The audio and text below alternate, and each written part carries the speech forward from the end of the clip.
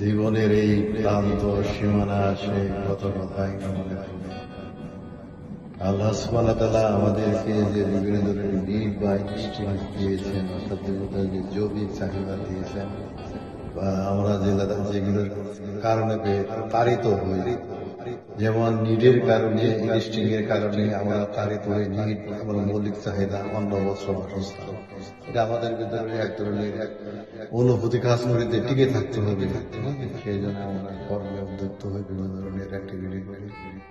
আবার ইনস্টিং এর কারণে আল্লাহ সুবহানাহু ওয়া তাআলা যেমন বলতে দাসত্ব করি, কিন্তু দাসত্বটা যদি সঠিক পথ না চলি তাহলে সেটা কুসংস্কার বা অন্ধকার সম্ভব হয়। আবার অনেক ইনস্টিং এর কারণে বিপরীত লিঙ্গের প্রতি মানুষ আকৃষ্ট হয়। সবই করা যাবে, কিন্তু আল্লাহ সুবহানাহু ওয়া তাআলা তো সীমানা রক্ষে।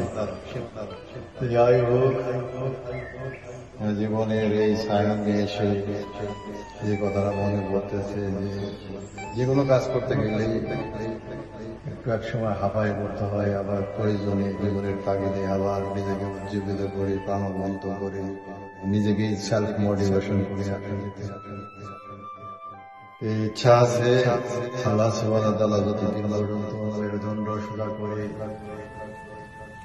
রাখবেন ততদিন আল্লাহর সীমানা মেনে, আল্লাহর নির্ধারিত বিধান মেনে অ্যাক্টিভিটি করবো, সোশ্যাল মিডিয়ায় এবং মানুষের সাথে সংযোগ রেখে চলবে।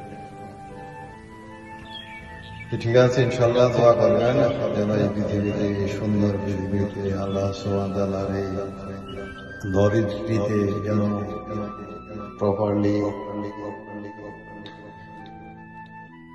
তার নির্দেশনা চলতে পারে।